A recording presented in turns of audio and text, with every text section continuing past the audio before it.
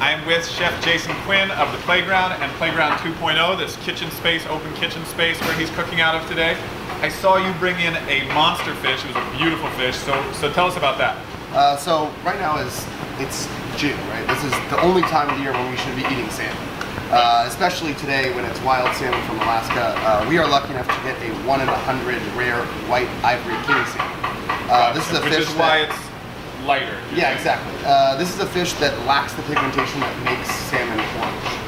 It's completely natural. It's the same diet, all that stuff. It's a wild product. It just happens to have a different color. It's a really cool thing for us to be able to showcase, especially now when this is highlighting a best-in-class product. And so, you know, you told me to cook something. We're gonna just cook on the fly a little bit. I got some romesco sauce, frisee, a little summer squash, some lemon. Really, that's all we need when we're highlighting a beautiful fish. Right, you want to let the salmon kind of do its thing. Yeah, we just have to have some other textures on it and flavors that make eating it interesting. But the fish is gonna be the star. Crispy skin, medium rare.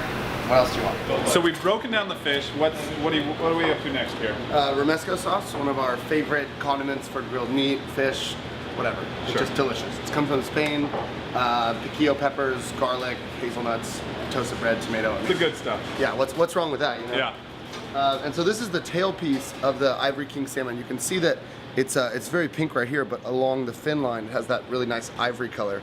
Now, just because this is the tail piece, because I'm wasting it on you guys, the people who come to Playground get the really nice piece. So we like to let our meats or fish or whatnot stay salted for a few minutes, just so they can really absorb it.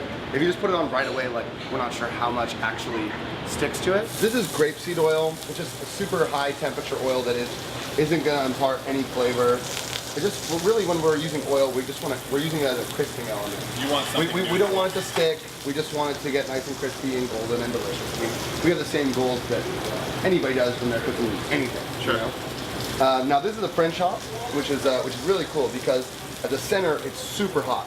But instead of having to fumble with all the flames, we can just like pull it back a little bit.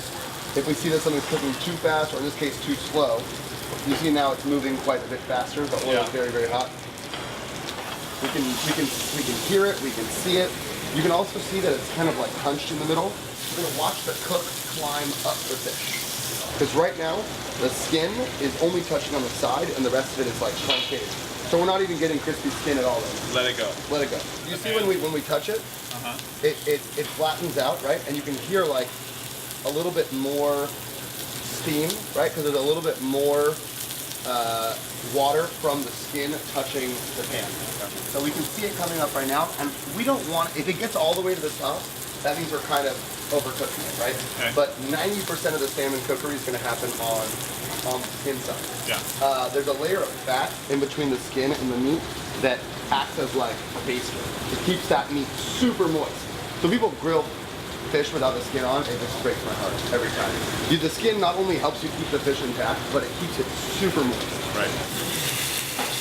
So in the sense of taking everything simple, we've also just put salt on the zucchini, and we treat it exactly the same way as the salmon.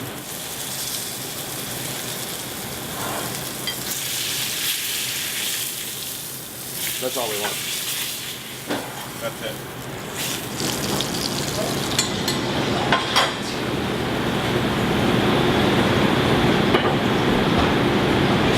And then I always like to take something that's nice and bitter, like frisee, and mix it with lemon as well. And what I love about frisee, I hate it when there's like really big pieces of it, but I love like little nice like shards like this. I think they look really nice on the plate. I think they like almost look like they're taking over. You know, they look like these little arms that are just like grabbing out for stuff. Working their way into the meal, yeah. Yeah, and because only frisee has been on the, only lemon has been on the frisee and only lemon has been on the zucchini, and the romesco has a really nice like robust flavor, we're just gonna try to equalize that a little bit. Okay. And that's it.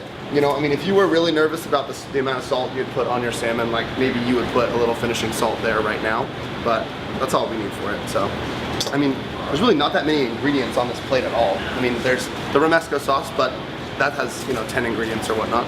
But other than that, it's frisee, lemon, zucchini, and fish. That's it. That's the good stuff. Yeah. though. The thing that you realize when you taste this fish is how over-treated and over-handled and over-marinated so much of the salmon that we eat these days is. Because this is, we saw it, it's literally just salmon and a little bit of salt. And it is hitting me hard. It's excellent. You guys are out of here.